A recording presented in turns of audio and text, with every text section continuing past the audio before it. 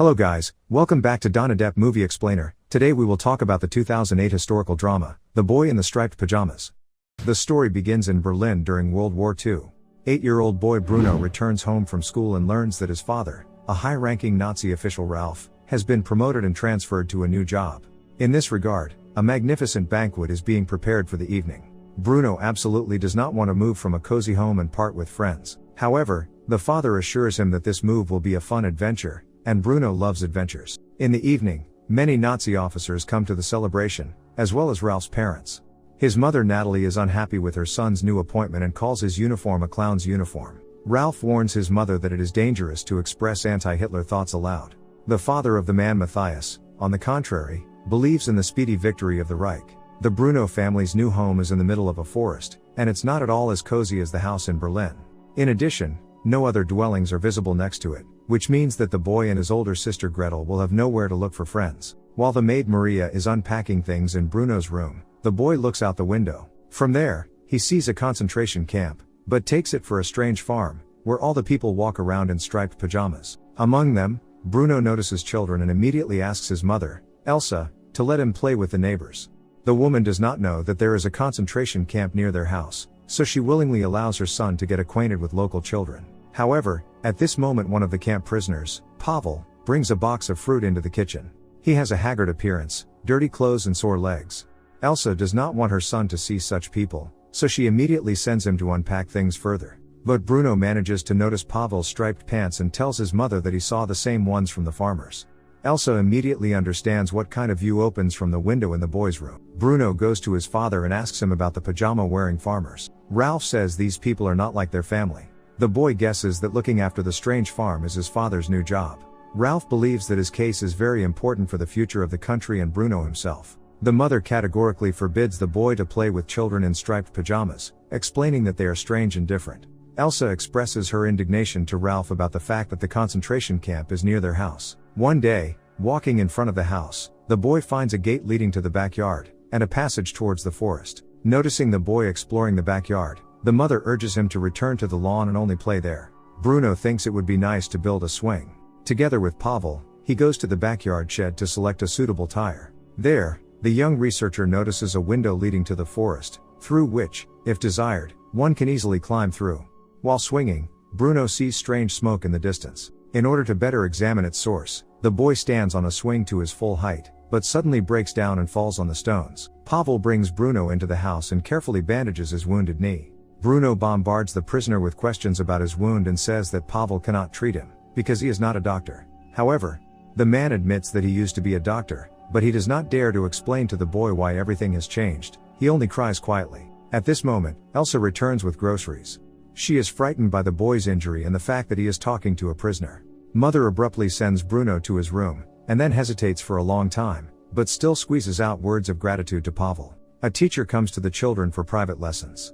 He focuses on the study of modern history. At the same time, Gretel perks up and shows an active interest, and Bruno says that he likes books about pirates more. The teacher insists that the boy is too old for science fiction and gives him the German Almanac, the best book for young Nazis, to read. After school, the boy decides to climb through the window in the barn and explore the forest. Here Bruno runs, frolics and suddenly finds himself at the wall of the concentration camp. Getting closer, he notices the boy right behind the barbed wire. Bruno immediately decides to get acquainted and is surprised by his strange name, Shemuel. The young German does not notice anything strange in the appearance of his new friend and even envies that he can play with other children all day long. Bruno is convinced that the numbers on the robes are part of some kind of game.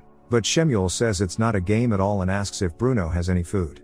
At this moment, a whistle sounds in the camp, and grabbing a clumsy wheelbarrow, Shemuel quickly runs away. Bruno is incredibly happy with his new friend and, having come home, secretly looks for toys and food for Shemuel. In search of a ball, the boy enters the basement. There, the light of a flashlight falls sharply on a shapeless mountain of Gretel's favorite dolls. What he sees frightens Bruno, and he hurries to tell his sister about the find. In the room, he finds the girl hanging Nazi posters and is surprised at the sharp change in her interests. Having seized the moment when his mother leaves for shopping, Bruno again visits Shemuel. The boy explains that their robes are not pajamas at all, and the campers wear them against their will. The soldiers just took away all of their clothes.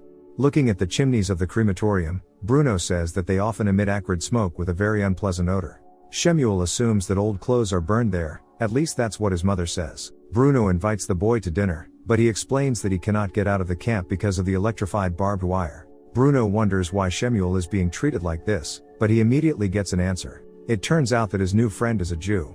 Hearing this, Bruno is amazed and hurries to leave. In the evening, Ralph gets a call from his father and informs him of his arrival. Ralph's mother, under the pretext of a cold, refuses to come, so as to not see her son, for whom she has lost all respect because of his work in the concentration camp. Bruno asks Ralph about the bad smell from the pipes. He says that they are burning garbage from neighboring villages, and quickly turns his son's attention to checkers. Because of the lessons with the new teacher, Gretel becomes very aggressive. Elsa expresses her concern to Ralph about this, but the man assures his wife that all German children are now engaged in the same program. At the next lesson, the teacher tells the children that all the troubles in the world are from the Jews. Bruno asks if there are good Jews. The teacher ironically replies that if the boy finds a good Jew, he will become the best researcher in the world. These words hurt Bruno, and he believes that he has found a good Jew, Shemuel. The boy immediately goes to the pantry and collects more food for his secret friend. He also takes the ball with him. Shemuel greedily eats cakes, picking up every crumb. But he refuses to play with the ball because it is dangerous. Elsa finally notices the smoke from the chimneys and smells the heartbreaking smell of burning human flesh. Lieutenant Kotler confirms her guesses, and the woman experiences incredible horror. She immediately goes to her husband for explanations. Ralph tries to convince her that concentration camps, torture and burning of people are necessary in the name of the Reich and their bright future. Elsa can't believe it. Always decent and friendly, she sobs and screams at her husband. Ralph puts pressure on his wife, and she admits that Kotler told her about it. Now Ralph is looking for an excuse to get rid of the lieutenant. At dinner, Elsa tries to pull herself together and not betray her feelings to her father-in-law. Suddenly, Kotler blurts out that his father did not support the Nazi regime and left Germany a few years ago. Realizing that the lieutenant's father is a traitor to the Reich, Ralph seizes the moment and besieges the lieutenant with obsessive questions. At this time, Pavel, who is serving dinner, accidentally spills wine on the tablecloth. Kotler abruptly pounces on him, drags him into the next room and beats him to death. Elsa and the children hear everything, but Ralph is inactive and continues to eat. The next morning, Elsa no longer tries to hide her tears and refuses to eat. Bruno cannot understand how he should feel about Shemuel. During heavy thoughts, he suddenly notices his friend in the dining room. He's cleaning glasses. Bruno immediately offers his friend food, but at that moment Kotler bursts into the dining room and yells at Shemuel. He accuses the boy of stealing food, and Shemuel tries to justify himself. Bruno is terribly frightened by the screams and betrays Shemuel. He says that this is the first time he sees this boy and confirms that Shemuel stole the cookies. In his room, Bruno is greatly tormented by his conscience. The boy almost tears his hair out, but it's too late to apologize. Shemuel is taken away, and he does not come to the meeting place for a long time. Soon a lot of officers come to Ralph. Together they watch a staged film about life in a concentration camp. The reality in it is incredibly embellished, because the film shows concerts, football, cafes and libraries on the territory, everything that actually does not exist at all. In addition, all the prisoners in the film are shown clean, well-fed and healthy. Bruno is watching a clip of the film on the sly. After what he saw, Bruno is convinced that Shemuel is doing well in the camp. However, during a new meeting, he sees his friend with a large swollen bruise on his eye. Bruno doesn't know who to trust. The boy is very ashamed of his friend's betrayal. Bruno asks for forgiveness, and the guys shake hands with each other in a sign of reconciliation. At breakfast, the children learn that Kotler was sent to the front as punishment for not turning his father into the authorities. Elsa teases her husband with the fact that his mother is also disloyal to the politics of the Reich, but Ralph has no problems because of this. At this time, the father calls the man and says that his mother died due to the bombing. At the funeral, a postcard, personally signed by Hitler, is placed on Natalie's coffin.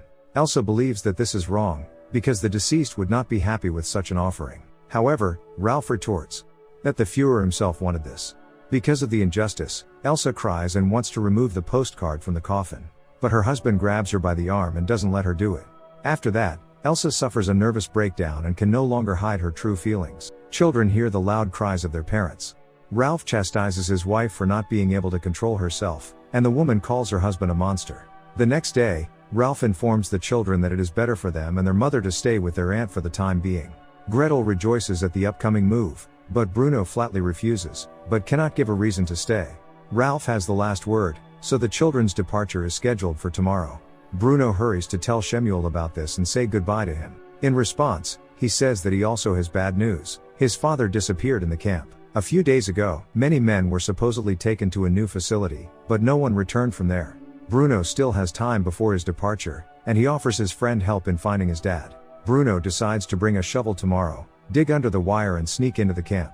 Shemuel promises to bring a striped robe to his friend, so that during the search he will mix with the crowd of prisoners. The next day, Bruno makes a sandwich for his friend, grabs a shovel, and races towards the camp. But, as luck would have it, the sandwich falls out somewhere along the way. Shemuel brings a robe, Bruno quickly changes clothes, digs and ends up in the camp. It turns out that everything here is not at all like it was shown in the film.